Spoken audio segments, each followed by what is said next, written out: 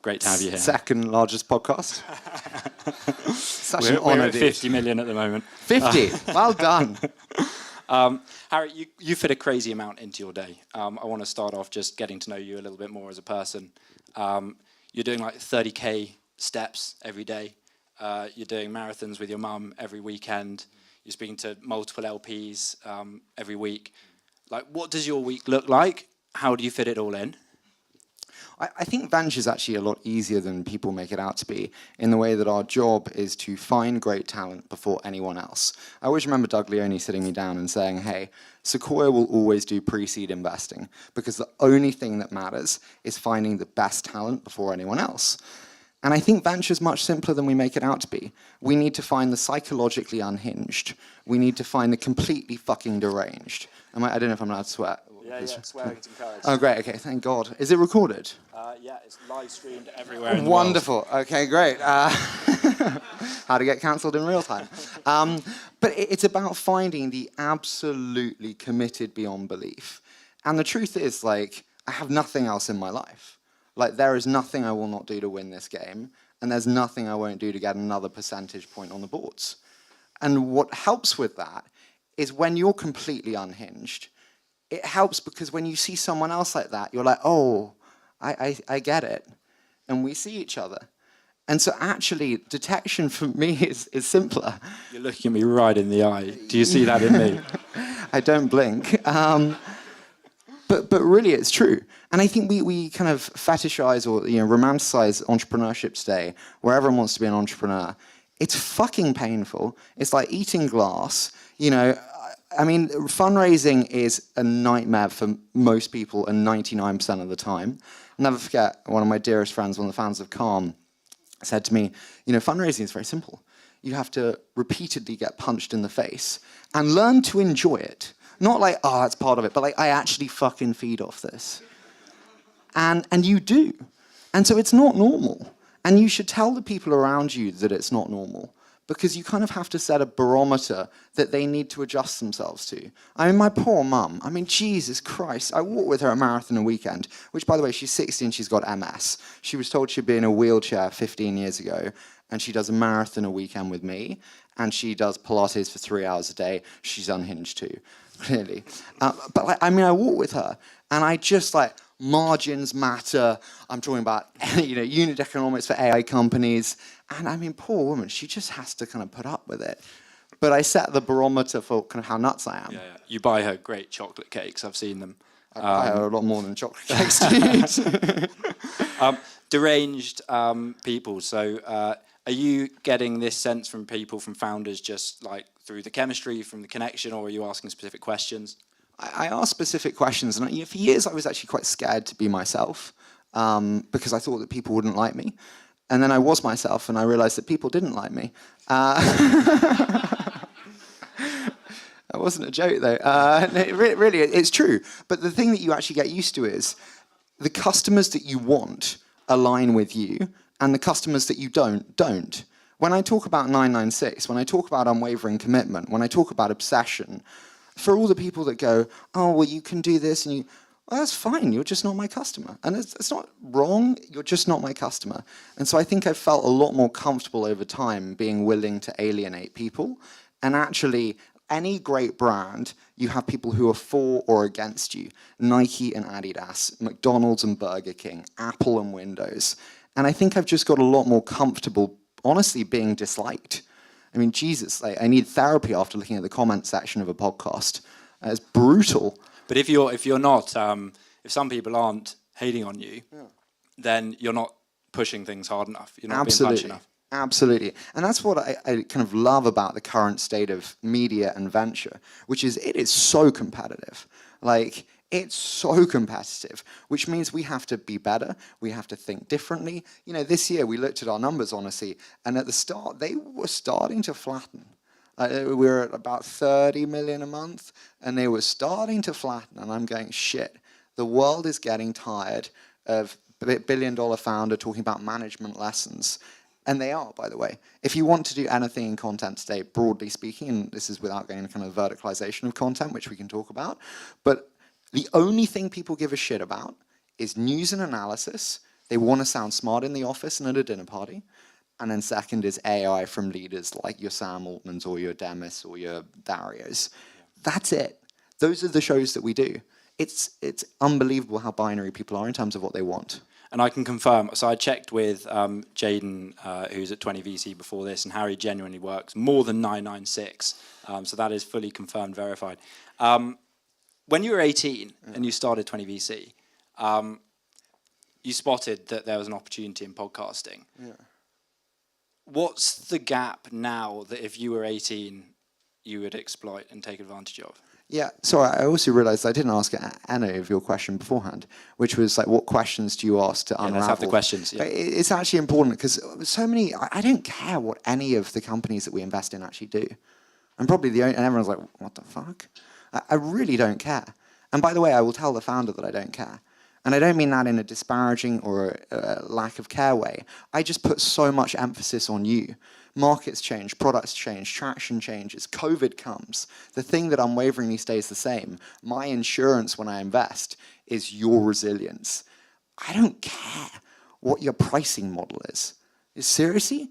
I mean, this is why also so many, I think there might be VCs in the audience, I can't really see, so dangerous. But like, you actually spend time talking about this shit? And like business, like market sizing? Are you serious? You think you can estimate the size of markets? Fuck, you should be trading. Well done. When we do outcome scenario planning, Hector, are you serious? Like, you really think, I think that's the worst thing you can do at the early stage, because you will always underestimate the size of your winners. Always. So for me, I want to know, hey, what's your relationship like with your siblings? The way that someone describes their siblings will really show you how they feel about themselves. I want to know if you were in gaming communities early. You know, Toby Lutger taught me that he very much focuses on gaming community involvement. You have a lot more signal derived from a gaming community or a clan leader than from an educational institution. We want to start speaking to founders' mums, you know? What were they like when they were a kid? Dude, the amount of parents I speak to for Project Europe where they're like, you know, my child has an internship from Bosch, yeah? What are you going to do with them? And I'm like, give them 200 grand to build rockets. Like, it's going to be great. Obviously, I don't put on a very serious voice and pretend like we all know what's going to happen. But you know, I always want to know also, how old were you when you started your first venture? Don't get me wrong, people can start a first venture late. But generally speaking, 99% of great entrepreneurship is detected early. It's why we have the moniker of the lemonade stand. If you want to be brutal, and this will make me unpopular, a broken relationship with a parent really helps. Sorry. Yeah, if you have a really broken relationship with a mother or father, if it's a boy, money on its dad. Sadly, it's not like you're happy about it, but you're like, term sheet. Yeah. And how are you getting into these conversations? You know, some founders will have an allergic reaction to this line. I just don't feel like being serious. This line of questioning. Yeah. So how do you get into it? No, How do you they get love to the it. truth? It's just that so the right founders love it, do they? And this is the other thing, which is like, if you actually, and everyone, and this is why actually I think you really should go through fundraising processes. Again, I can't see anyone in the audience, so I'm sorry if I'm insulting you, but for all the like associates and principals who don't have to raise money, it is brutal. The same questions. Why do you like this theme? How do you think about, timeline for deployment? All these bullshit questions that every LP asks in the same way. And then you get someone who asks you something completely different.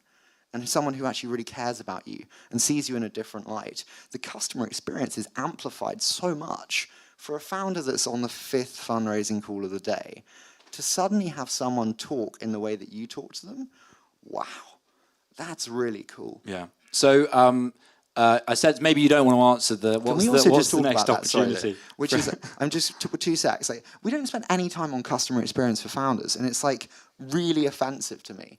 Which is like, all founders are our customers as venture investors. It's why we have a very different team at 20VC, because different customers want different things from their venture partner that they choose.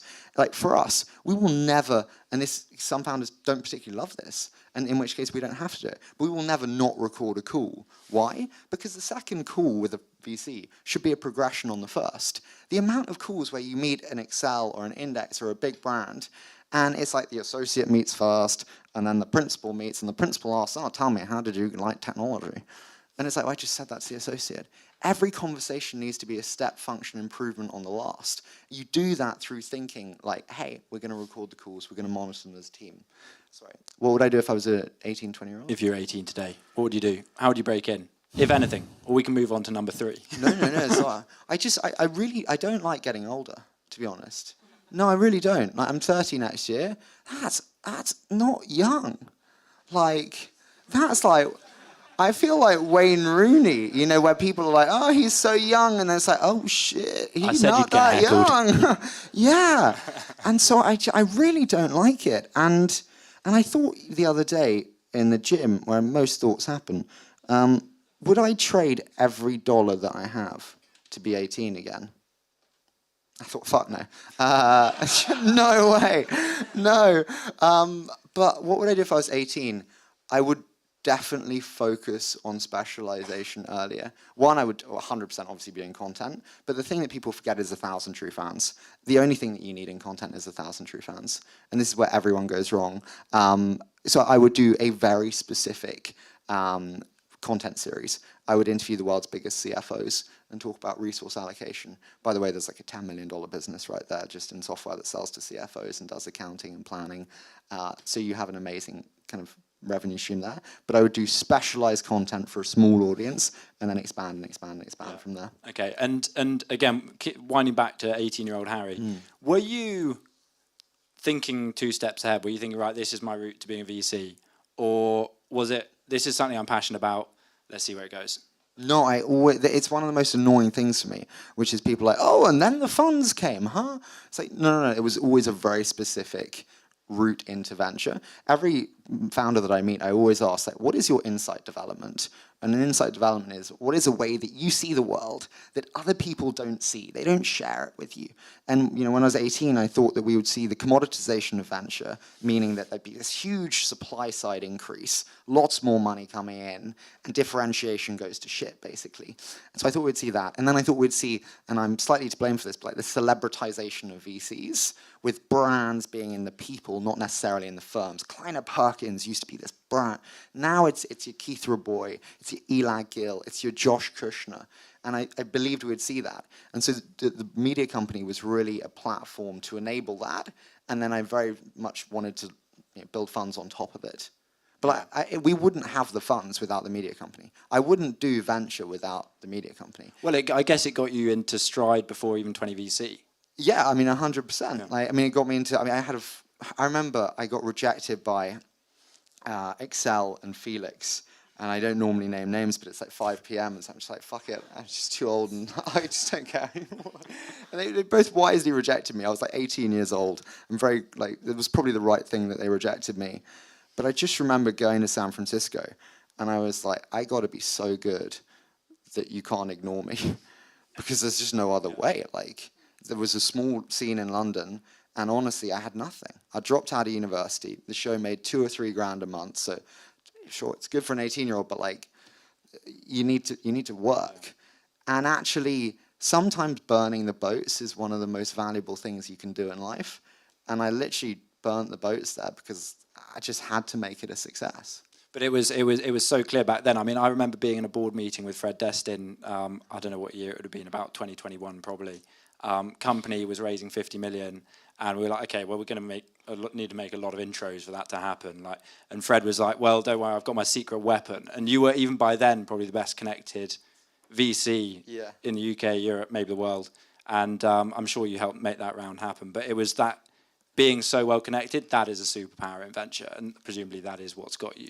It is, but I think now also in a world of ARR acceleration being one of the most important things, how quickly can I get to 100 million in revenue? You know, we did a post the other day on LinkedIn for a company, and it got 3.5 million in ARR directly through a LinkedIn post. Like, that's very, very meaningful. The way that VCs help companies needs to change, and I think is changing. And I think with the mediafication of venture, the brands in media companies, that changes even more. How do you refine your product to really move the needle on companies that you invest in, using yours and 20 VCs' reach? Number one is distribution. You know, now we have, as I said, 40 million plays a month. It's a very, very meaningful part of the media ecosystem. And we have the most incredible media team that creates content for our companies that you can leverage on demand to create incredible content. So I'd say number one is like media and distribution. I'd say number two is fundraising.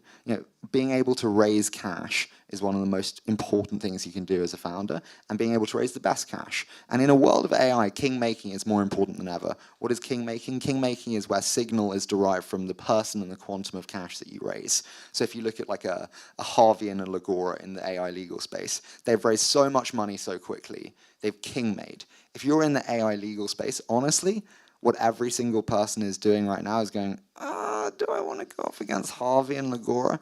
King-made. It's really important to have access to the best cash very, very fast. But, I've done 3,000 shows, dude. There's very few VCs that I don't know personally and have the WhatsApps of. Like, we're able to make rounds happen very, very fast. So I'd say that, and then I'd say hiring. Like, without being a dick, most hires, if they kind of get a call from me and I say, you're so amazing, you should join the company, they tend to join. And so we can win candidates for people that they wouldn't normally get. Super interesting insight. Tell us about Project Europe, your latest project. This is probably the most meaningful work that we do. I think this is like an existential crisis for Europe. We are about to fall into the abyss if we don't all do something between the rising powers of China and the US. And they're laughing at us. And quite rightly, actually. And so this was like a fight back against the US and China to prove that we can build amazing companies in Europe. And I honestly thought, I meet the most unbelievable 18-year-olds. We should be supporting them in a way that venture ecosystems aren't. Whether you're building robots in garages or you're building drone rucksacks, which one of our Portuguese companies does, and there's absolutely no criteria that suggests you will be able to succeed, we will absolutely support you. Like, we need to support the most ambitious young people. And I think what's been so striking to me is now we're 6-7 months in, we've had one company be acquired, one company get into YC, and 2 tier ones do 2 companies. Out of 10, like 4 out of 10, that's a pretty freaking great hit rate, which is amazing. And I think for us now, it's like, how do we encourage as many completely cracked, deranged 18 to 25-year-olds to not go to university, controversial, not go to Bosch or Siemens, and build companies as early as possible? Yeah. What do you think it can become, 10 years from now? How do you see Project Europe? I think Project Europe will be the gateway for the most ambitious European founders to build companies. And we have a very clear metric, which is we want 10,000 person companies in Europe that we started. That's really, really important. I think not many of us think actually like, what is success? The funds, the carry, building big companies. What's it all for? Like, again, I feel old these days. I think about this more. And it's like, I care deeply about my family. I love children, and I would like to have a big family. I want my grandchildren to run around the house and my armchair when I'm 75. And I want to be able to point to amazing companies and say, I remember when we met Hector when he was starting. And I want to see their face go, wow, that's amazing. Because honestly, the money doesn't make you happy. That was a weird one. I don't drink. And, I remember, it might be overshare, but I think also like authenticity is so lacking today. I remember I made a million when I was like 21, and I sat there with a big bottle of tequila and a packet of cigarettes on my balcony, and I was like, yeah, and I was like, wow, this isn't what it fucking said on the tin.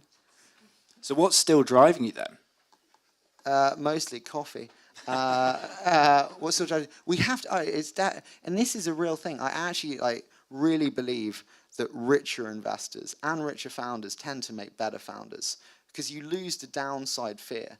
There's so much. I didn't have money growing up, and it was always about protecting downside, and I was scared. I was permanently scared. And the exercise of what really makes me happy, walking in the park with my mum and getting an espresso, and it's like £6 for 2 espressos. That's like my bar for happiness. It's like a low bar. Yeah. I can't legally drive, so a car's out of the question. You can't wear a watch in London, so that's out of the question.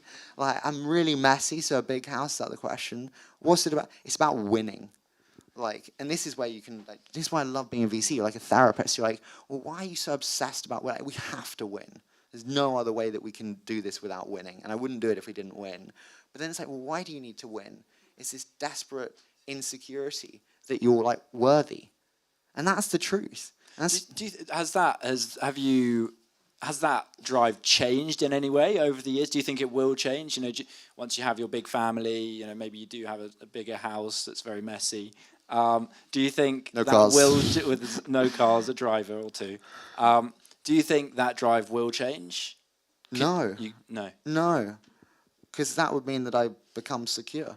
I think, you know... Pursuit of insecurity. Yeah, no, but it's true, actually. And you want to be... you know, David Goggins says it quite well, which is, you know, you don't want to be civilized. Civilized people don't create unreasonably great things. Like the benefits of, if we remove gender from this, I'm not getting into a gender debate, but the joys of the uncivilized man and the unreasonable man, which is, you know, Mike Cannon-Brookes at Atlassian is called the unreasonable man. You will things into existence by being unreasonable. And so I think you constantly want to seek out being unreasonable. Love it. How's your role changed over the years?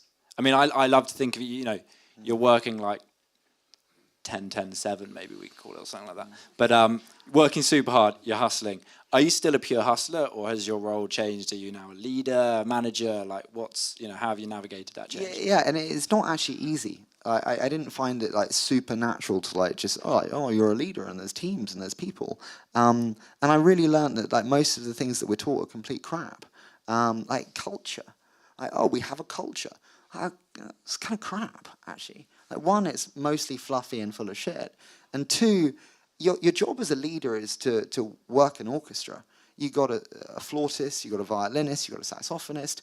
I need to know how each player plays in the band and what it takes to get the best out of them and play to their tune. And when it comes together, it's beautiful, but it takes different elements to get the best out of them. Not just saying 996 and work harder. That's not it.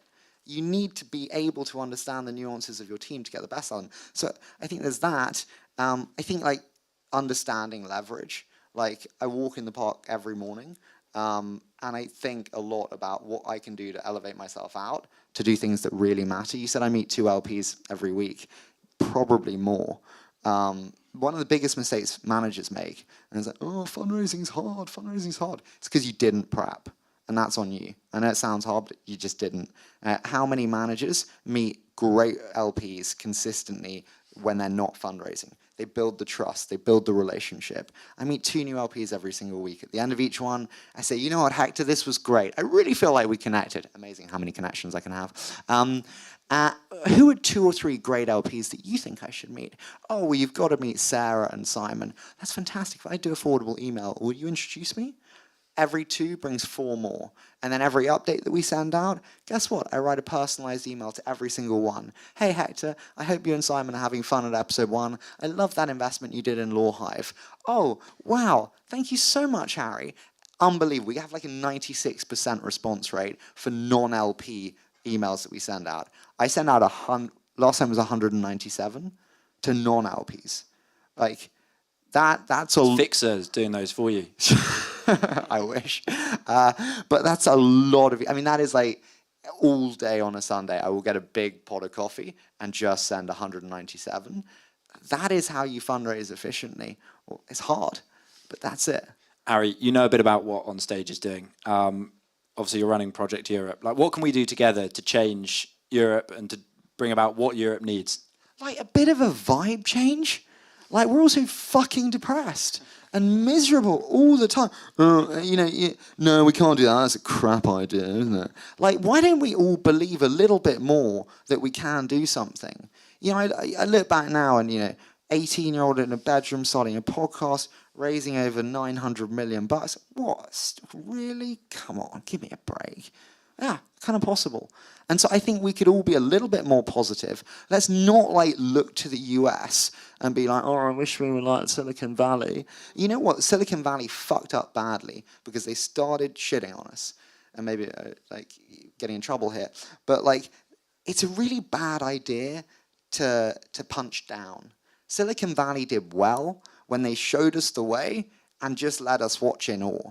Now they started punching down. You know what I see? I see generations of young people looking at them going, really? You think you're cool? We can be bigger. You think you're a global champion and you can bully us? We can be better. I see aggression in young people to want to beat the US in a way that I haven't seen before. And so I think in the similar way that they shouldn't punch down, never a good look, I don't think we should compare ourselves to them. Oh, look, Nvidia is a 4 trillion company. It's bigger than all our exchanges. Who cares? Like Matty at 11 Labs is in London. The guys at Synthesia are in London. Attio's in London. Fix is in London. Solve Intelligence in London. We have great businesses in London. Why don't we be a little bit more excited? Agreed. I've had a 5-minute warning and a 10-minute warning, but the wrong way around, I think. So I think 10 minutes, 10 minutes remain. Okay, that's good. We've got plenty of time. That's so funny. I've had one before where the counter stops. Yeah. And you're just like, oh my God, I have no idea how long we have. That's really hard.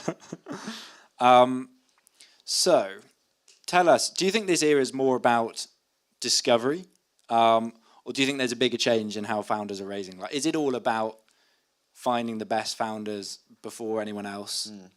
Or is there some other dynamic going on now? There is, but you know the dynamic that's going on, which we hate? We hate it.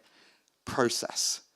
Oh my God, I hate this so much. I'm a romantic, okay? This is the 10-year journey of utter challenge and joy and triumph and pain, and you want to run a process on a Monday and you want to finish on a Friday. I don't mind the time. What I mind is being like used as a stalking horse for a term sheet and then shipping that around being like, I got a term sheet, I got a term sheet. It really pisses me off. I don't mind. You know what I wouldn't mind if founders came in and said, hey, I'm here to price optimize. That's why we run a process. I want X deal at X price. Match it, we got a deal. I'll tell you straight away in the meeting if I can match it or not, and I'll pay over the odds to get something I want. I'll pay a lot over the odds to get something I want. Or it's, I'm running a process because I think I can do better than you. Well, that's fine. I'm super happy if you think you can do better than me. I'll introduce you to the person who you think you can do better than me with. And then let's see. That's totally cool. Like, let's enable each other. Does that happen and then you co-lead? Yeah, it does. We've done that often. With Andreessen often, which is like, yeah, I think honestly European funds are asleep at the wheel. I'm just going to put that out there. Like the only good, oh God, I'm really going for it now. But like the only good. I'm sat here interviewing you. This can get a lot worse. Yeah, but like Creandum are crushing. We all know that. Like, and I hate people that don't support their competitors because like, well played. Creandum are not asleep at the wheel. The rest, asleep at the wheel. Yeah, there are multiple companies now where the US has just come in and taken them away from European funds, and that's not acceptable. That's not okay. We just did this deal in Germany, and we did it with Andreessen, and it just slipped away from European tier ones. That's not okay. That's a really strange turn of events. People think, by the way, it's really interesting, people think they're like, oh, all the Americans retreated. UK and European founders have this really challenging, again, my biggest challenge today is that founders in Europe use European funds as a stalking horse, okay? So it's very smart. I would recommend they do the same, but it's painful.